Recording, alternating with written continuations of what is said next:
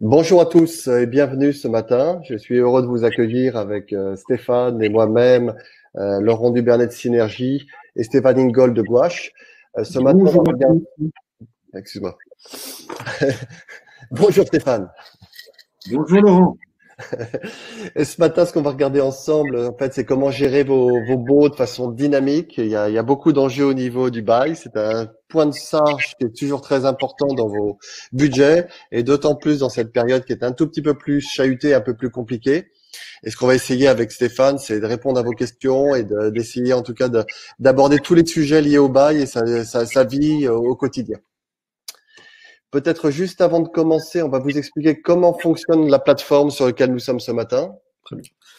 Alors, bonjour, Emmet Chatti. Je vais m'occuper de la partie technique de ce webinaire. Donc, s'il y a un problème ou quoi que ce soit, vous pouvez me contacter sur la partie chat que vous voyez en bas à droite. Par ailleurs, c'est le même endroit où vous pourrez poser des questions à Stéphane et Laurent qui répondront à la fin de ce webinaire. Je les énoncerai à l'oral, ils pourront répondre. Donc, si vous avez des questions aussi bien sur le déroulé de la présentation que sur le contexte actuel et comment y répondre via les éléments du webinaire, vous n'hésitez pas. Et je vous dis à tout à l'heure. Bien, merci Emen. Donc, petite introduction rapide avec Stéphane et moi-même pour expliquer qui on est, ce que l'on fait dans la vie, avant de parler du cœur du sujet. Stéphane, je te laisse introduire. Oui, merci Laurent. Oui, le cabinet Gouache Avocat, très rapidement, est un cabinet qui œuvre au quotidien auprès des enseignes et qui propose un certain nombre de solutions pluridisciplinaires et numériques. Et j'incarne au cabinet notre offre en matière d'immobilier, baux, fonds de commerce, qui est l'une des étapes que nous proposons en matière de distribution à nos clients. Alors le cabinet, a une expertise qui est dédiée aux distributeurs et qui est reconnue par le marché, tant par les journalistes que les éditeurs. Un certain nombre d'avocats du cabinet enseignent. Martine Béard-Touché, professeure à la Sorbonne, a mis en place à mes côtés toute une argumentation, par exemple, en matière Covid, pour pouvoir vous aider à négocier au mieux de vos intérêts vos abandons et franchises de loyer. À titre personnel, j'interviens toutes les semaines avec les éditions législatives pour actualiser leur étude Baux commerciaux et pour commenter l'actualité. Et elle a été riche cet été, notamment en matière de Covid, puisque les premières décisions du juge des référés sont tombées. J'interviens également auprès des éditions législatives dans le cadre de l'ouvrage Fonds de commerce qui a été actualisé récemment. La brochure 2021 est disponible auprès de vos libraires préférés. Donc, notre pratique en matière de baux commerciaux est reconnue par Décideurs Stratégie Finance et Droit. Et nous intervenons tout au long de la vie du cycle du bail commercial, de la prise d'effet du bail, en passant par sa révision, son renouvellement. Et comme je vous l'indiquais en introduction, nous avons aussi une pratique importante au cabinet en matière d'acquisition et de cession de droits au bail ou de fonds de commerce. Le cabinet a développé un outil qui s'appelle le testeur de loyer, qui est un outil numérique accessible sur notre cabinet. Le lien est indiqué sur la slide que vous avez sous les yeux. Sachez que cet outil, je vais vous en parler au cours de notre démonstration, est très utile actuellement puisqu'il vous permet d'obtenir en quelques clics la valeur locative code de commerce ou la valeur locative marché de votre emplacement. Et vous le savez probablement, la crise sanitaire va vous offrir dans les semaines qui viennent des fenêtres de tir importantes pour aller rechercher des loyers à la baisse. Et donc cet outil participe à un process, à une méthodologie que nous avons mis en place au cabinet pour vous aider à procéder à des arbitrages rapidement lorsqu'un établissement est susceptible de donner lieu à une baisse de loyer. D'autres solutions ont été mises en place au cabinet, notamment en matière de charges, nous travaillons auprès du cabinet Emin, qui est un cabinet spécialisé en business performance, lorsque votre bailleur vous refacture des charges à un coût très important et lorsque celles-ci ne sont pas licites ou que le gestionnaire de biens du bailleur commet des erreurs dans ses factures. Dernière solution sur laquelle j'attire votre attention, le cabinet a mis en place une solution d'accompagnement pour gérer votre parc immobilier.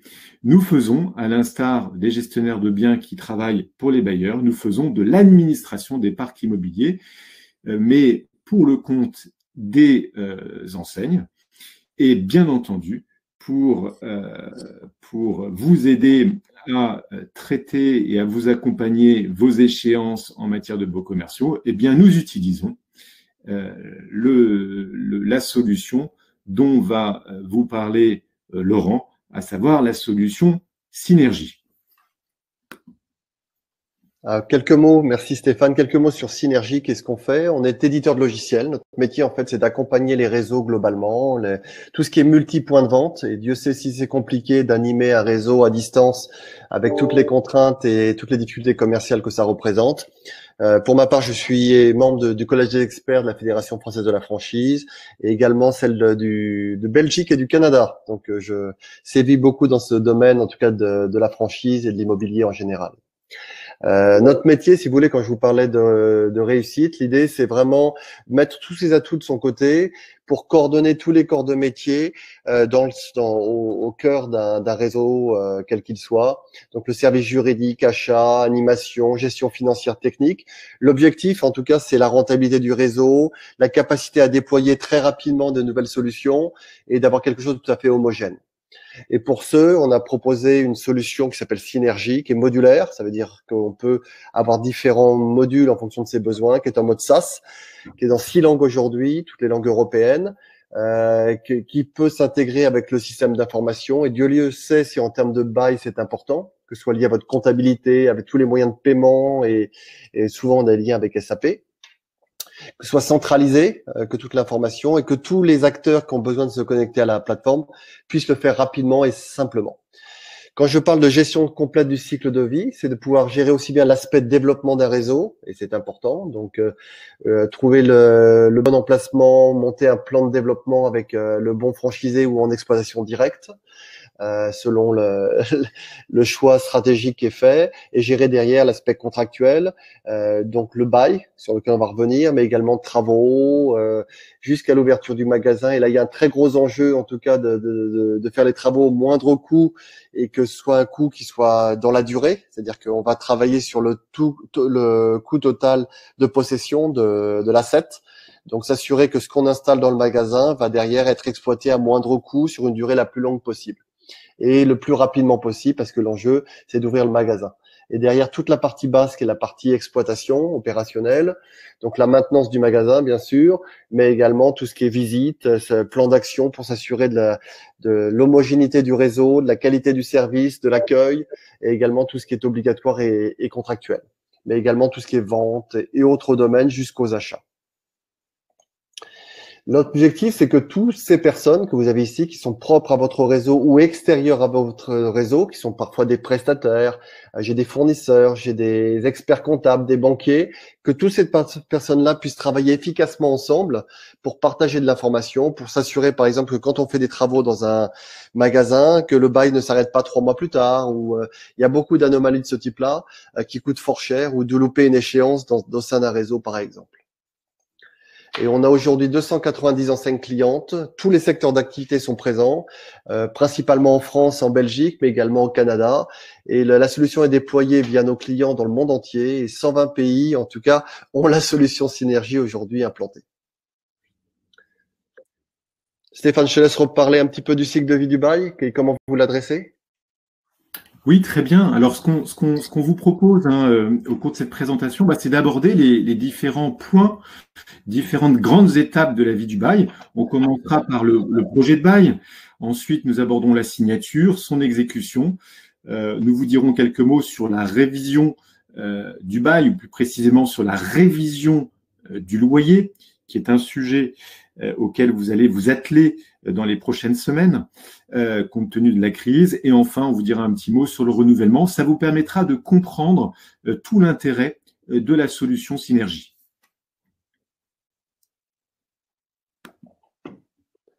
Alors tout d'abord, premier focus sur le projet de bail. Lorsque vous prenez possession d'un local, lorsque vous avez jeté votre dévolu sur un emplacement, eh bien, vous allez vérifier dans un premier temps la pertinence du loyer qui est proposé par le commercialisateur ou le bailleur. Vous allez ensuite auditer les clauses de votre bail et enfin, vous allez vérifier que ce projet, cet emplacement, rentre bien et correspond bien au business plan, au prévisionnel qui aura été mis en place. Lorsque vous vérifiez le loyer proposé, eh bien, vous pourriez faire appel à l'outil dont je vous ai dit un mot en introduction, à savoir le testeur de loyer, qui vous permettra de vérifier si le loyer proposé correspond à la valeur locative de marché. Sachez que le testeur propose une fourchette de prix marché. Ce testeur est directement plugué, branché sur la base d'un expert partenaire, l'expert judiciaire Colomer Expertise, qui est un expert près la Cour d'appel de Paris, près la Cour de cassation et qui dispose de l'une des bases de données les plus riches en France. Et ça permet donc très rapidement d'avoir une idée de la valeur locative.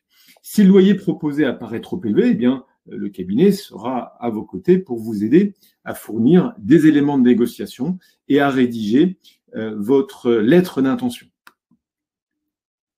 Lorsque vous serez mis d'accord avec votre bailleur sur votre lettre d'intention, eh bien, celui-ci vous transmet, selon la pratique, un bail et vous allez faire relire attentivement ou vous allez relire vous-même attentivement les différentes clauses de ce bail. Dans un premier temps, vous allez vous attacher à la clause durée et à ses incidences sur un éventuel déplafonnement du loyer. Vous auditerez également le congé et la faculté de délivrer congé aux différentes périodes triennales. Vous le savez, le bail peut prévoir des renonciations et cet aspect est actuellement fortement négocié dans le cadre des protocoles d'accord Covid et les prêteurs qui peuvent aujourd'hui offrir des contreparties aux bailleurs, à savoir des renonciations aux périodes triennales, savent à quel point il est important de bien négocier ces périodes et dès la prise d'effet du bail. Lors de l'audit, il importe évidemment de checker les clauses financières, les indices de référence, vérifier la licéité de la clause d'indexation, vérifier la clause de révision, la révision légale qui va être très importante dans les semaines qui viennent, vérifier les clauses de fixation du loyer du bail renouvelé, la mise en place d'un plancher, la mise en place d'un plafond. Lors de l'audit, il est essentiel aussi de vérifier l'étendue des activités autorisées à la clause destination et qui vont vous permettre de maîtriser l'évolution de votre activité, l'évolution des gammes, et ceci pour éviter une lourde démarche de déspécialisation. Lors de l'audit, et vous avez ces réflexes très probablement, vous allez expertiser les coûts cachés. Vous allez faire relire par votre avocat préféré ou par votre service juridique les clauses pénales, l'ordre d'imputation des paiements. Vous allez aussi regarder avec attention les clauses charges, le fameux inventaire des charges mis en place par la loi Pinel. Vous allez non seulement examiner leur nature, mais également leur licéité au regard des dispositions de la loi Pinel. Vous allez analyser les taxes et la répartition. Et vous le savez, cette répartition est essentielle puisqu'elle va définir pendant de nombreuses années le coût des travaux qui pourraient vous être refacturés par le bailleur. Lorsqu'un emplacement est situé en centre commercial, ces charges peuvent être plus importantes que le loyer et pour certains emplacements prime, ces charges sont exorbitantes, il est donc essentiel de les négocier. Les clauses travaux sont importantes. Laurent vous en a parlé, le logiciel permet de checker, de vérifier, de contrôler les délais dans lesquels les travaux vont être réalisés lors de la prise d'effet d'un bail. C'est la période qui correspond généralement à la franchise de loyer qui vous sera accordée par le bailleur. Il convient, bien entendu, de porter une attention très particulière sur l'étendue des obligations du preneur.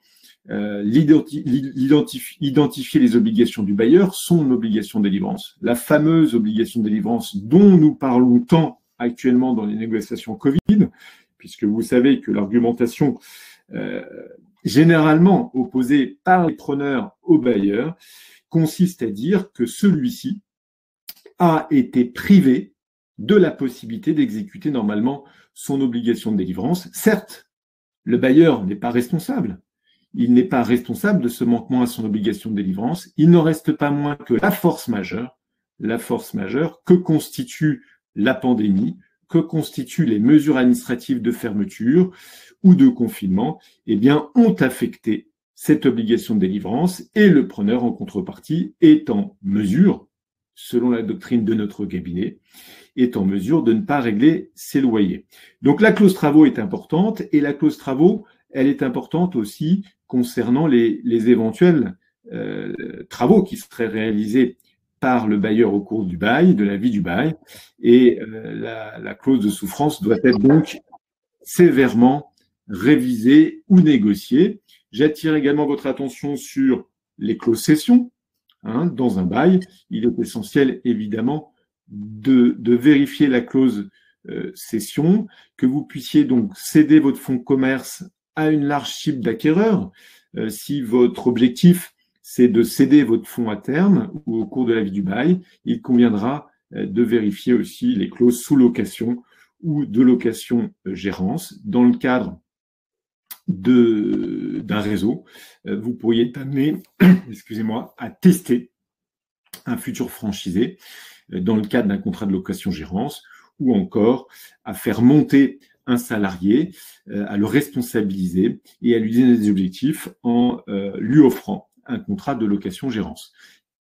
Dernier point sur lequel j'attire votre attention, c'est les clauses restitution et fin de bail, les clauses de nivellement, les clauses d'accession qui vont avoir un impact très important sur la détermination de votre valeur locative. Nous en parlerons un petit peu plus tard, cette fameuse valeur locative à laquelle vous allez devoir réfléchir dans les semaines qui viennent à raison des effets importants de la pandémie qui ont accéléré, comme vous le savez probablement, la baisse du marché. Alors deux petits mots, Stéphane, par rapport à ce qui se passe en termes de pandémie et les impacts qu'il y a. Généralement, quand vous souscrivez, vous signez un bail, vous montez un business plan. En fait, et nous, on va accompagner avec des outils qui vous permettent de modéliser ce business plan. Là, pour beaucoup de nos clients, ces derniers mois, ça a été un business plan plutôt lié à l'arrêt de l'activité ou la baisse d'activité, et avec des refinancements qui étaient demandés, notamment au travers des PGE.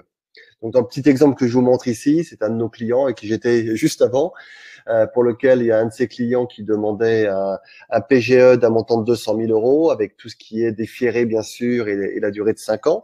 À partir de ce business plan, le travail qui a été fait par le client, c'était de remodéliser son chiffre d'affaires, chose difficile parce qu'on a beaucoup d'incertitudes.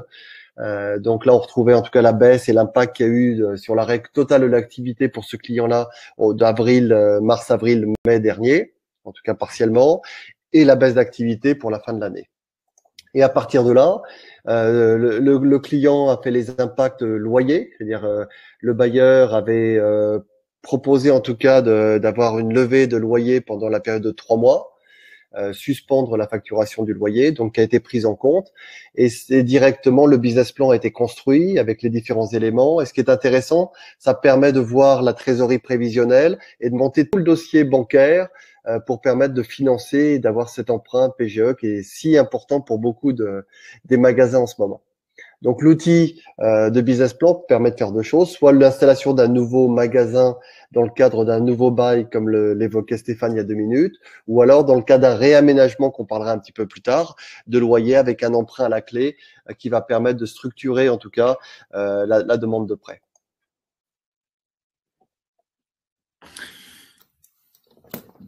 Je connaissais pas cette fonction qui me semble effectivement très intéressante et très utile compte tenu de la période et de la conjoncture que nous vivons.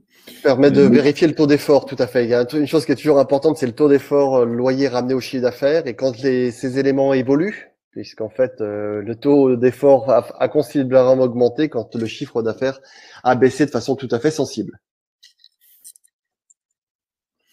Alors, ce qu'on vous propose maintenant, c'est de nous arrêter sur la signature du bail et sur les informations qui vont pouvoir être reportées dans le logiciel, les informations essentielles du bail qui vont pouvoir être reportées.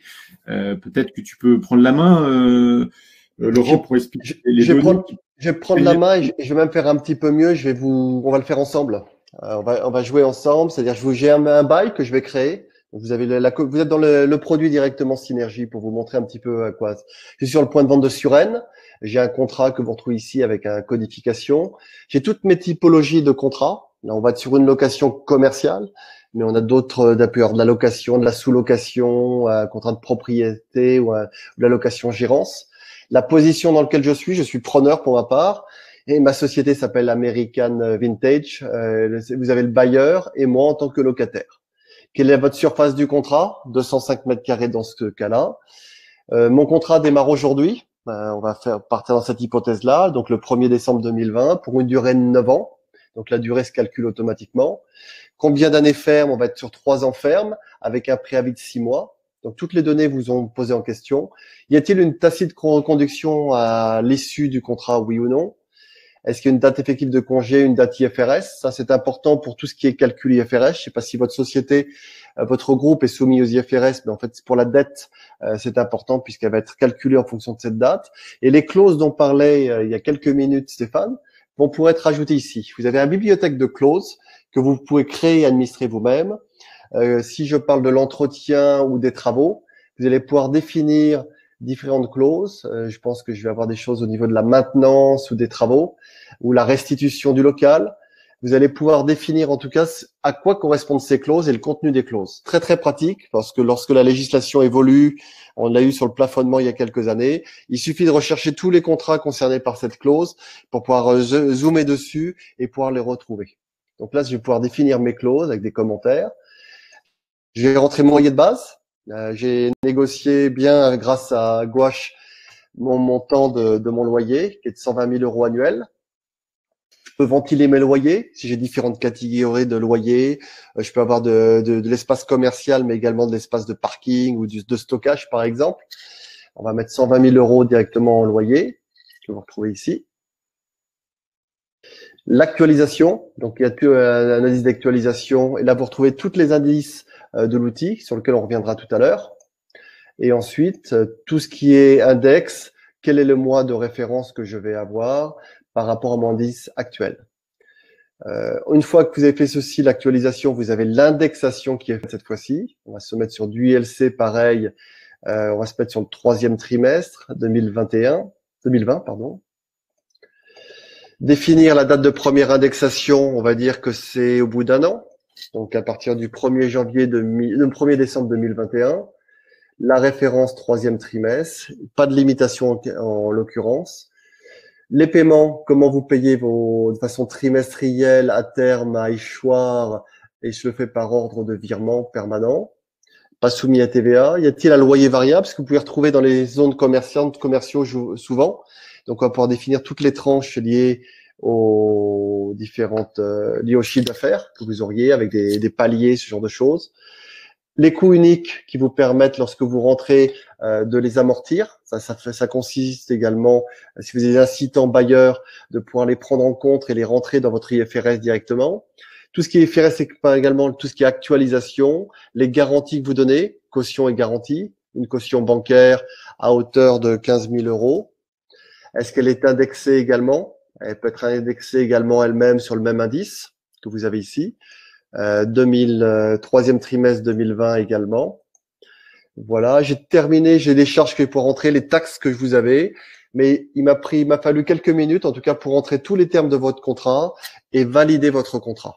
Donc, c'est ce que je voulais vous illustrer ici. C'est comment, en tout cas, en quelques minutes, en lisant mon contrat, je vais le scanner, bien sûr, mais je vais pouvoir également le rentrer dans le système. Et à partir de là, on va voir dans le temps comment, grâce à ceci, il va être administré via Synergie. Et de la même façon, Laurent, je suppose que dès que les parties mettent en place, régularisent un protocole d'accord en période de confinement, hein, ou à la suite de la première période de fermeture administrative, je suppose que ces éléments peuvent être immédiatement saisis dans le logiciel pour éviter toute difficulté ultérieurement au cours de l'exécution du protocole d'accord, puisque l'enseigne aura non seulement les dispositions du bail à respecter, mais également les nouvelles dispositions telles qu'elles auront été arrêtées dans ce protocole d'accord. Eh ben, tout à fait. On va même le simuler tout à l'heure, Stéphane. On va jouer avec Parfait. ça. Avec le bail qu'on a créé, on va l'ajuster on a négocié avec le bailleur et on va le rentrer. Alors, poursuivons notre déroulement avec un peu de théorie hein, sur le bail et pour vous permettre de comprendre tout l'intérêt de ce logiciel. Vous le savez, il est essentiel de programmer la date de délivrance d'un congé. Un bail commercial ne cesse que par l'effet d'un congé donné 6 mois à l'avance. Les preneurs ont la faculté de donner congé à l'expiration d'une période triennale, au moins 6 mois à l'avance, par lettre recommandée ou par acte extrajudiciaire. Petite illustration sur l'importance hein, de bien contrôler cette date, une décision de la Cour de cassation du 8 mars 2018. Donc, dans cette affaire, le locataire voulait quitter les locaux le 30 septembre 2013, il rédige un courrier le vendredi 29 mars 2013, mais son courrier n'est signifié que le 2 avril. Et donc, évidemment, le bailleur assigne le locataire en paiement des loyers jusqu'à la fin de la seconde période triennale. Autrement dit, hein, le locataire a manqué le coche, et donc il se retrouve à devoir payer le loyer jusqu'à la prochaine échéance triennale. Eh bien, la haute juridiction lui donne raison au bailleur, et l'impact financier pour l'enseigne est considérable. L'enseigne doit continuer à régler le loyer pendant 3 ans de plus. Donc évidemment, il est essentiel d'être très très scrupuleux sur ce type de date. Deuxième illustration, l'importance est bien de renseigner, de maîtriser la durée d'un bail dérogatoire. L'article L145.5 du Code de commerce qui autorise la mise en place de ce type de bail, hein, qui sont des baux dérogatoires au statut des baux commerciaux, précise que si à l'expiration de la durée, qui ne doit jamais être supérieure à 3 ans, eh bien, si à l'expiration de cette durée, le bail se poursuit, si le preneur est laissé en possession, eh bien, il se forme un bail soumis au statut des baux commerciaux. Hein. Donc, la convention est automatiquement requalifiée en bail commercial. Illustration donc avec une décision qui avait été rendue en juin 2017 par la Cour de cassation. Dans l'affaire en question, le bailleur avait consenti un bail dérogatoire de 4 mois. Le preneur est laissé en possession. Le bailleur considère qu'un nouveau bail soumis au statut des baux commerciaux s'est mis en place. Eh bien, la Cour de cassation lui donne raison. Et là encore, l'impact financier est considérable, puisque le preneur doit payer les loyers jusqu'à l'expiration de la période triennale suivante. Dernière illustration avec une clause de garantie, hein, importante de bien contrôler les échéances juridiques. Vous le savez probablement, lorsque le locataire cède son droit au bail, eh bien, il est protégé. Et en cas de procédure collective, les clauses de garantie sont réputées non écrites. Et la loi Pinel, 18 juin 2014, a limité la garantie à 3 ans à compter de la cession.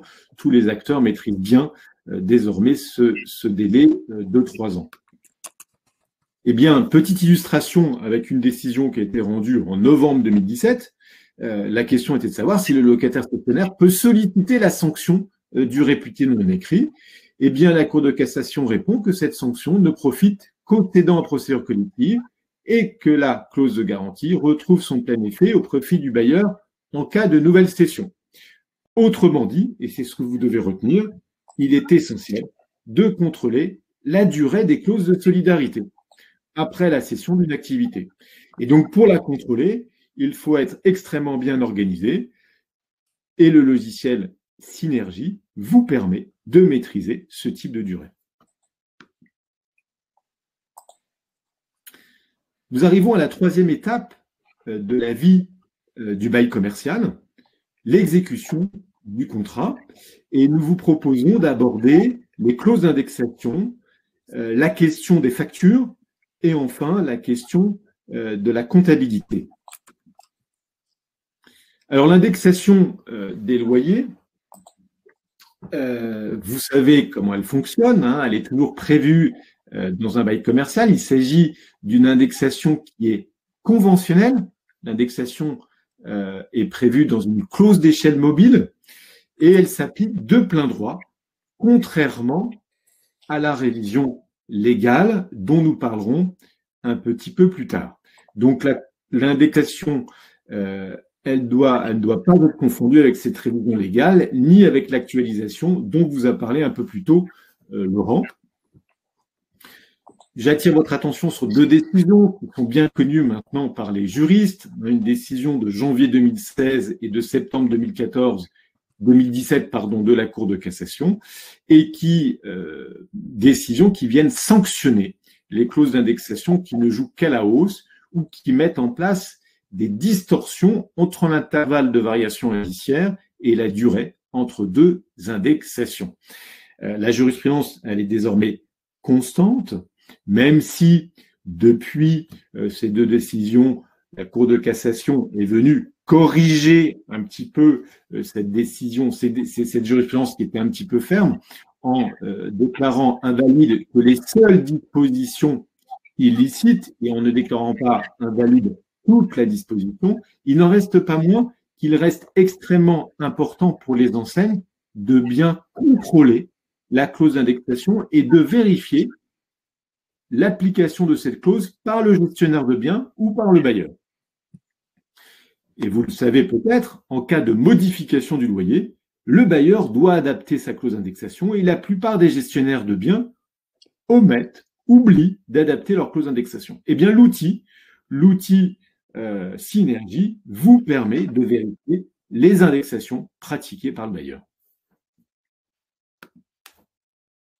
Et puis on va le regarder ensemble, Stéphane, comment ça peut être contrôlé en direct.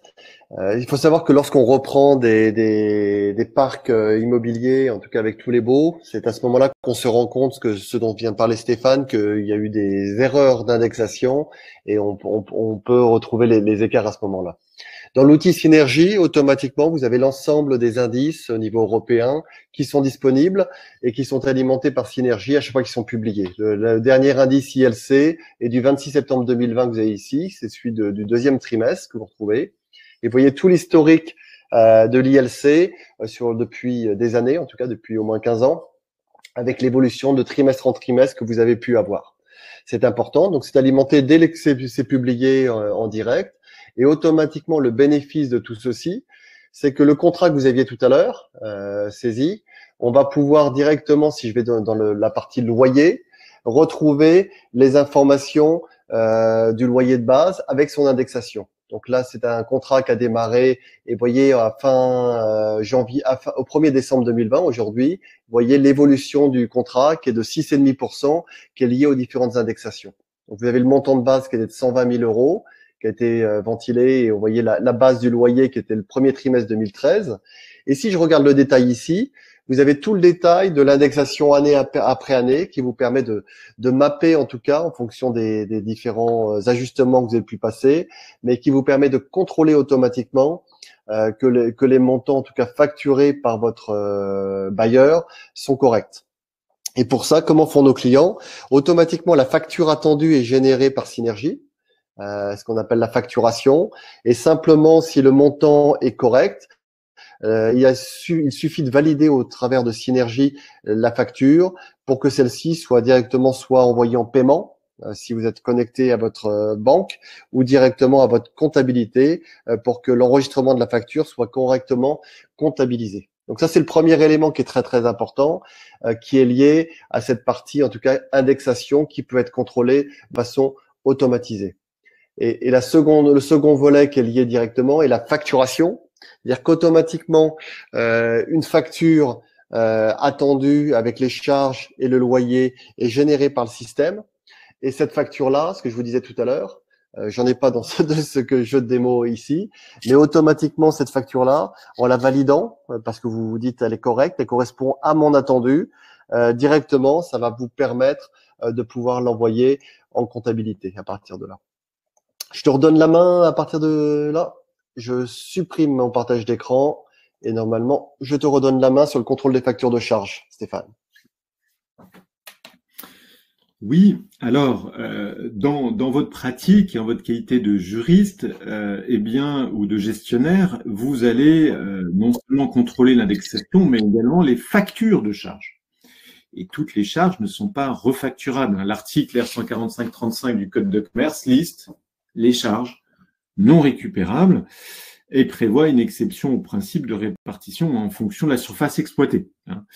Et l'article R145-36 précise le délai dans lequel l'état annuel récapitulatif doit être établi. Au plus tard, le 30 septembre de l'année suivant celle de l'exercice considéré, ou dans le délai de 3 mois lorsque le local considéré fait partie d'une copropriété. Donc, il est essentiel pour vous et pour votre enseigne, eh bien, au moment des redditions annuelles, de vérifier, de contrôler les charges. Et ce travail est essentiel et les erreurs des gestionnaires sont nombreuses, malheureusement. Et donc c'est là où la solution va être intéressante puisqu'elle va permettre de lister des catégories de charges au sens de la loi et telles qu'elles auront été vues dans votre contrat. Lors de la saisie des éléments du contrat de bail, eh bien, vous avez la possibilité, Laurent vous l'a montré tout à l'heure, eh bien, de faire des focus sur certaines charges, sur certaines taxes, et ça va vous permettre donc, lors de la régularisation, lors de la reddition, eh bien, de contrôler les augmentations de charges ou les charges qui vous sont refacturées par le bailleur. Et vous pourrez également programmer les délais dans lesquels les régularisations doivent être effectuées. Un certain nombre de bailleurs ne procèdent pas à ces régularisations, ne le font pas spontanément et s'autorisent même à vous adresser, lorsqu'ils ont fait des mises en demeure ou des commandements, alors que vous n'avez pas été mis en mesure de contrôler la licéité des charges refacturées. Eh bien, vous pouvez programmer à l'aide du logiciel l'envoi d'un courrier recommandé qui vous permettra d'obtenir la communication de tous les justificatifs des charges et travaux et qui vous mettront donc en mesure de faire ce contrôle et d'éviter donc une facturation illicite de la part du bailleur. Simplement par rapport à la facturation, c'était le point qui était important que vient d'énumérer Stéphane. Il y a deux choses. Elle s'appuie d'un côté sur l'indexation pour la partie loyer. Et elle va prendre en compte directement tous les ajustements, les aménagements de loyer que vous avez pu négocier avec votre propriétaire. La seconde partie, c'est la partie charge. Et comme il y a des charges qui sont imputables à vous en tant que locataire, d'autres aux propriétaires, et donc l'idée c'est de pouvoir valider lorsque vous avez la quittance de loyer qui vous arrive, la facture, de facturer et assurer que les montants qui vous sont bien imputés sont bien corrects pour vous. On parle de la révision du loyer ? Ouais, alors c'est une question qui passionne généralement en ce moment, surtout après votre Covid, vous êtes en train de négocier votre première période d'abandon de loyer au titre de la première période de fermeture administrative. Vous allez commencer, vous l'avez déjà fait, à négocier la deuxième période de confinement ou de fermeture administrative. C'est pas toujours facile parce que la plupart de vos bailleurs n'ont pas encore pris position. Ils attendent tous avec impatience la loi de finances 2021 qui devrait reprendre le dispositif fiscal annoncé par le gouvernement, je pense au crédit d'impôt, dont bénéficiera les bailleurs. Et donc, une fois que vous aurez négocié votre abandon de loyer au titre de la première période de fermeture, votre loyer au titre de la seconde période de fermeture, eh bien, vous allez vous poser la question de la révision du loyer. Pourquoi ? Parce que le marché, il est baissier depuis quelques années maintenant. Les commerçants, les utilisateurs de surfaces commerciales ont subi les grèves, ont subi le mouvement des Gilets jaunes et subissent la pandémie depuis plusieurs mois maintenant. Donc, il y a vraiment un enjeu pour vous, pour les enseignes. Et l'enjeu, donc, c'est de bénéficier de la fenêtre de tir pour aller rechercher un loyer à la baisse. Et ceci de façon définitive jusqu'à la fin de votre bail. Le premier fondement, c'est le fondement de l'article L145-38. Il s'agit de la révision dite triennale, légale triennale. Petite précision, lorsqu'on indique triennale, ça signifie simplement que votre loyer doit avoir plus de 3 ans, qu'il doit avoir pris effet il y a plus de 3 ans, que sa dernière fixation doit avoir 3 ans.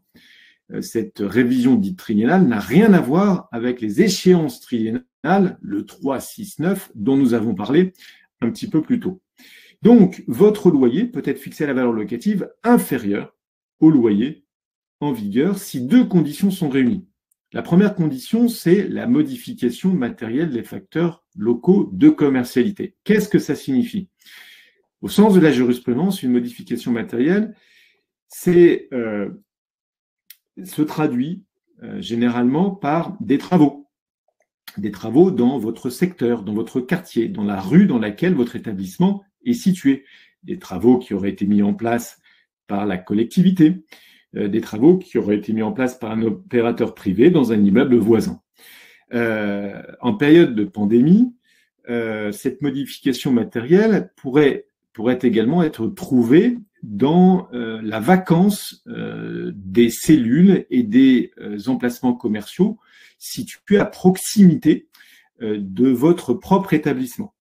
La jurisprudence considère que la vacance constitue une modification matérielle. Alors c'est très parlant dans les centres commerciaux et ça va l'être également pour certains emplacements et dans certains emplacements à Paris. Je prends un exemple là qui est pas loin de notre cabinet, avenue Victor Hugo. On a pu constater, avenue Victor Hugo dans le 16e à Paris, que la commercialité n'était plus tout à fait la même depuis quelques mois. Un certain nombre de cellules sont vacantes et ce processus s'accélère avec la crise. Et donc, la question qui vous est posée, et vous devrez être très attentif, c'est bien ça, de regarder avec vos responsables boutiques si vous constatez de la vacance et si vous constatez que des confrères commerçants quittent leurs locaux. Et dans l'affirmative, vous bénéficierez, vous pourrez agir puisque l'une des 2 conditions nécessaires à la mise en place d'une révision dite triennale sera remplie. La deuxième condition, c'est la valeur locative. Il faut que la valeur locative soit à la baisse et qu'elle ait évolué de plus de 10%. Peu importe d'ailleurs le sens et l'impact de cette valeur locative, peu importe son impact sur votre activité. Voilà, j'espère ne pas avoir été trop technique, mais c'est important puisque c'est vraiment un sujet qui se pose actuellement pour les enseignes et vos directions financières seront ravies de vous entendre si vous allez les voir en leur proposant un projet concret pour aller rechercher des valeurs locatives à la baisse sur le fondement de l'article L145-38 du Code de commerce. Donc très rapidement, une révision légale à la valeur locative se traduit par la mise en place d'une lettre recommandée avec la question du bon timing, puisque dès lors que vous adressez votre demande de révision, le nouveau loyer sera dû à compter de cette demande de révision. et plus précisément à compter de la date de l'expédition de cette demande. Donc la question du timing est très importante. Le cabinet qui travaille avec le cabinet Colomer Expertise, comme vous l'avez compris, vous accompagne pour déterminer la bonne date à laquelle il convient de délivrer cette demande de révision. Et à mon sens, les fenêtres de tir vont se présenter très rapidement au premier trimestre 2021. La deuxième mode de révision, c'est l'article L145-39 du Code de commerce.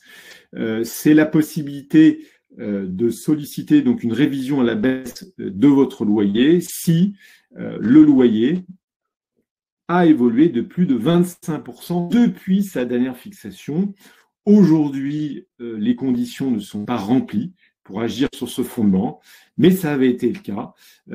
Par exemple, à la suite de la crise de 2008-2009, les loyers avaient été, qui étaient indexés avaient évolué de plus de 25%, et donc un certain nombre d'actions en matière de révision avaient été mises en place en 2009, 2010, 2011. Alors, les enjeux juridiques à la valeur locative, eh bien, sont les suivants. C'est qu'ils vous permettent évidemment d'obtenir de réaliser des économies substantielles. Donc, c'est un outil et un levier qui est très efficace en période de crise. Et c'est un levier très efficace, d'autant que c'est un mécanisme qui est un mécanisme d'ordre public auquel donc le bailleur ne peut pas faire échec. Donc, ce que je vous propose, première chose déjà, je vous invite vraiment à faire cette démarche, en tout cas de révision de loyer et d'impliquer Gouache pour le faire. Les résultats sont vraiment sensibles, on a pu le voir au travers de nos clients et des aménagements qu'il y a pu y avoir derrière. Ce que je vous propose maintenant, on va regarder à nouveau. On a bien négocié un aménagement, on était sur Suresnes tout à l'heure. Donc là, je retrouve et je vais retrouver mon point de vente de Suresnes pour lequel j'ai rentré mon loyer tout à l'heure. Le voici, le voilà, le point de vente de Suresnes, pour lequel il y a le bail que j'ai pu rentrer tout à l'heure. Donc j'ai l'information de mon point de vente de Suresnes et j'ai juste à aller voir mon bail. Ce bail, qu'on va retrouver ici, tout de suite. Ce bail qui est rentré sur la dernière ligne de Suresnes, qui s'arrête bien en 2029 et j'ai souscrit le 1er décembre 2029. Ce qu'on va faire, on va le modifier. Il y a un aménagement de loyer qui a été négocié, fort bien, et on va saisir cet aménagement. Donc le principe que vous allez avoir, vous allez dans votre loyer ici et vous avez une notion d'aménagement de loyer. Donc le loyer a été de 10 000 euros, 120 000 euros annuels, ce qu'on a saisi. Et vous avez ici la notion d'aménagement de loyer. Et le principe, c'est de dire qu'à partir, par exemple, d'aujourd'hui et pour une période, par exemple, allant jusqu'au 31 mars, par exemple, pour 3 mois, c'est ce que j'ai négocié, ou 4 mois en l'occurrence, ce que j'ai négocié avec mon bailleur, je vais pouvoir définir de nouvelles conditions. Donc, soit un loyer progressif, c'est-à-dire que le loyer que j'avais négocié initialement va être remodifié avec des seuils, soit de nouvelles conditions, soit une ristourne. Donc, imaginons que ce soit de nouvelles conditions. On va dire que pendant cette période-là, le nouveau bail est de 0. Le bailleur vous fait cadeau de 4 mois de loyer. C'est la première façon, ou la moitié du loyer, c'est-à-dire qu'au lieu d'être un loyer annuel de 120 000 euros, on passe sur un loyer annuel de 60 000 euros. Donc ça, c'est comme de cette façon que vous allez pouvoir rentrer un nouveau aménagement de loyer. Et ce qui est très intéressant, j'avais oublié de faire ceci tout à l'heure. Je vais le faire tout de suite. Voilà. Donc, à partir de ceci, j'ai rentré mon aménagement de loyer. C'est-à-dire qu'automatiquement, les indexations, l'ensemble des échéances que vous retrouvez vont être modifiées. Vous voyez ici mon aménagement de loyer. Donc, le loyer annuel a été recalculé. Vous voyez l'aménagement, vous le retrouvez ici. Le loyer contractuel reste le même, puisqu'en fait là, ce n'est qu'un aménagement pour une période de 4 mois. En cas de renégociation, j'aurais pu rentrer jusqu'à la fin du contrat. Les nouvelles conditions sont changées avec un nouveau loyer, par exemple. Donc ça, c'est la première chose qui est importante.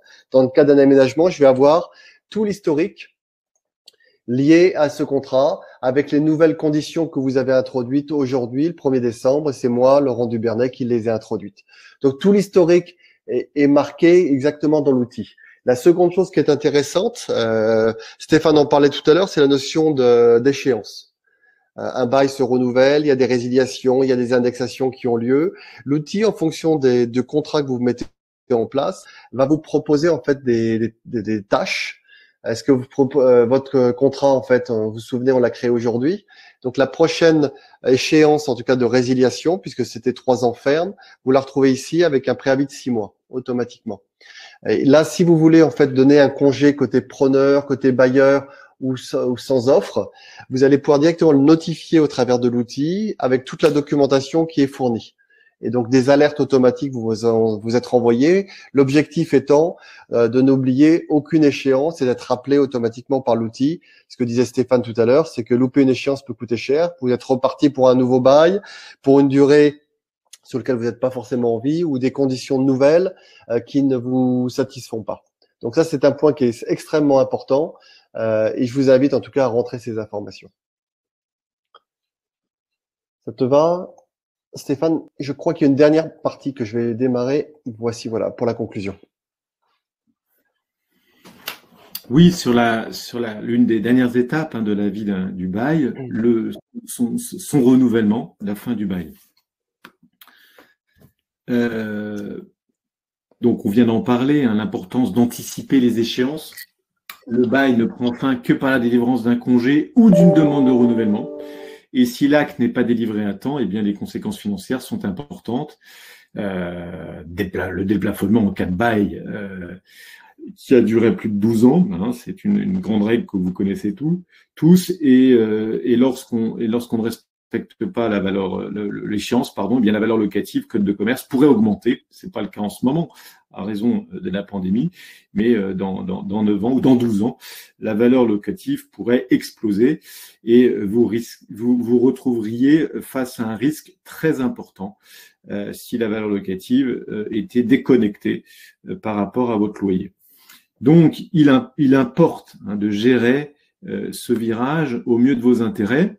Le congé avec offre de renouvellement délivré par le bailleur, quelques précisions sur l'enjeu. Si le congé du bailleur est donné pour le terme contractuel, eh bien le délai, vous bénéficierez d'un délai de 2 années pour saisir le juge à compter de ce terme.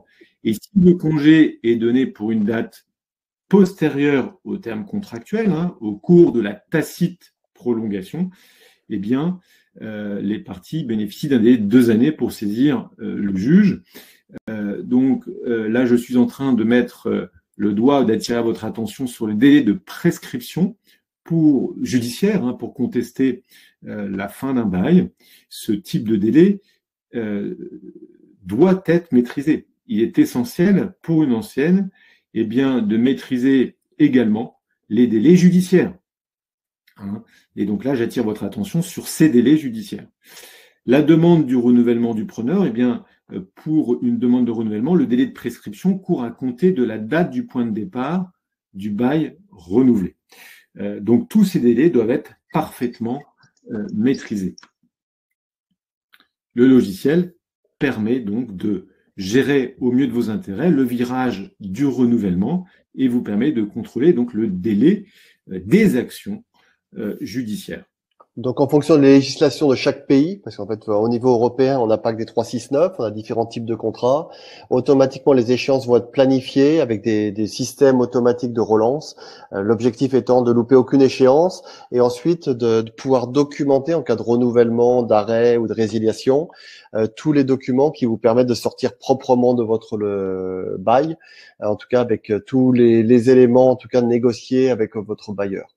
Donc l'objectif, ne plus louper aucune échéance et de renouveler en tout cas ce que vous souhaitez et dans les délais en tout cas qui sont impartis par la législation à chaque fois. Autrement dit, ça vous permet même de maîtriser votre avocat et de lui tirer les oreilles lorsqu'il n'a pas noté le délai d'action judiciaire. Ça vous permet de le rappeler en lui disant « il y a une action à mettre en place, c'est opportun, c'est important pour notre enseigne d'aller rechercher le loyer à la baisse. Il faut agir avant tel délai. » Je crois qu'on avait des questions, Emen. J'ai vu que Catherine souhaitait poser une question tout à l'heure. Oui, donc si elle est toujours disponible, je vais lui donner la main. la question est partie. Par contre, j'avais une autre question qui a été posée en début de webinaire. Quel cabinet fait la lettre d'intention, Colomiers ou Gouache Avocat? La lettre d'intention est un document juridique. Généralement, c'est l'avocat qui accompagne l'enseigne pour préparer ce type, pour préparer la lettre d'intention. Néanmoins, puisque la lettre d'intention va exprimer le loyer sur lequel les parties se mettront d'accord, eh bien, nous ferons appel, si c'est nécessaire, à notre partenaire pour vérifier la pertinence du loyer proposé par le bailleur. Donc la lettre en elle-même, elle est rédigée par l'avocat. Le chiffre qui sera exprimé dans cette lettre sera vérifié auprès du cabinet Colomer. Donc il y a trois parties en fait, Colomer et l'expert en tout cas qui va valider le montant des loyers par rapport à son expertise de la concurrence et des différents baux disponibles sur le marché. Exactement. Est-ce qu'il y a d'autres questions à ce stade? N'hésitez pas à poser des questions à l'écrit via le chat, si vous en avez.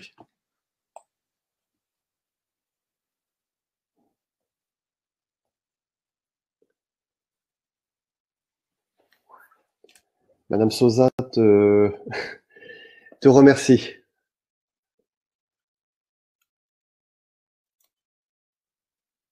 Si nous n'avons pas de questions, on va interrompre le webinaire à ce stade. En tout cas, Stéphane et moi vous remercions en tout cas de votre attention.